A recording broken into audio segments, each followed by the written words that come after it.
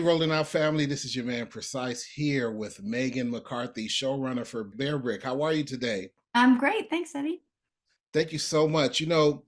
We're taking this from a collectible to the screen. It's an iconic brand. What inspired you to turn this into an animated series, and what was your approach to bringing its legacy to life?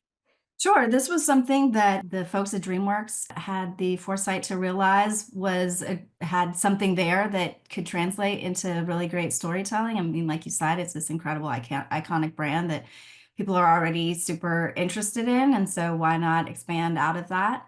And so for me, I was not a collector of Bear Brick prior, and now I see them everywhere and know a lot more about them, obviously. But I just love this. I love the collabs that they do. I love that it really spoke to creativity, to music as well. They do a lot of things with musicians. So that kind of intrigued me. And then I just love this idea that the Bear Brick all look the same, but when they're painted, they become unique. They become that's kind of where their value comes from. And that just inherently was a story in and of itself. And so it was really about expanding upon that and finding, okay, well, what if there was a world where you didn't get to decide how you were going to be painted and you had these hopes and dreams of what you wanted to be and the passions that you wanted to pursue and those were denied. And that felt really relevant and it felt just ripe for really fun stories in a really unique world. Yes, indeed. You mentioned the heart of this being music, right? So with it being a music-driven show, how did you work with Timbaland and the music team to create a soundtrack that enhances this story? Sure. So the show is about a group of kids who want to be in a band. So we knew that, if we're going to root for that band, they better be really good and have really good music. And so, why not reach out to the guy that like creates all the best music, Timbaland? So that was really key. We knew it wasn't a musical in terms of they wouldn't be walking down the street and break into song about their feelings, that it would really be performance based. This band would release music, would put on shows and things like that. So we knew that was key.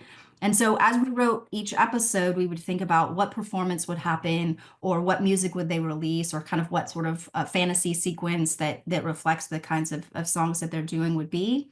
And then we would work with Timbaland and his team to craft something that felt very of the now, very relevant, but also spoke to the larger themes of our show and did capture the feelings and emotions of our characters, but in a way that felt like you could very much listen to this outside of the show Mhm. and want to put it on your Apple playlist.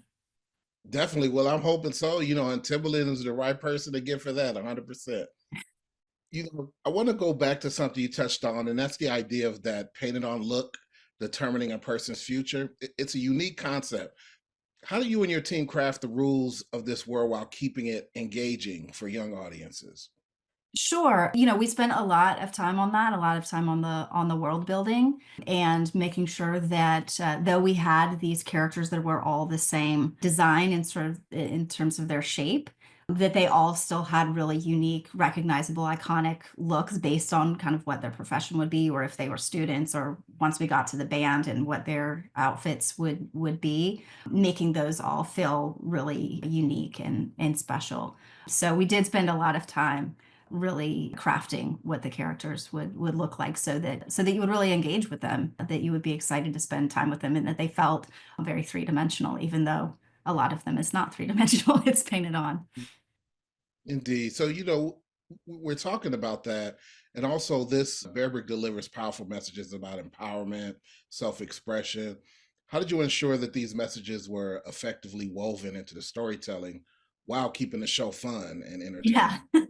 I think it was you start first with character, making the characters feel really authentic, making them feel like, hey, that character reminds me of me or reminds me of my friends because they really do have emotions that are relatable, but we also were very comedy forward. We said this is not an after school special. We're not trying to, hit people over the head with this message where they're like, great, I don't I'm no longer interested in the show. I get it.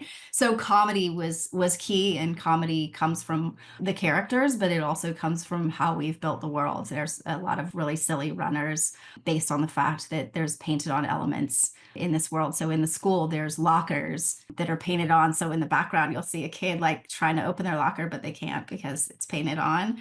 So comedy was always at the top of our minds every time we went into an episode. You know, you mentioned after school special. It just made me remember how impactful those things were in my life. So I'm sure Bear Brick is the same way, right? So, you know, It's the much more fun, you can dance to it version, I think. exactly. Definitely dating myself. So, Same. how's it been working with Apple TV?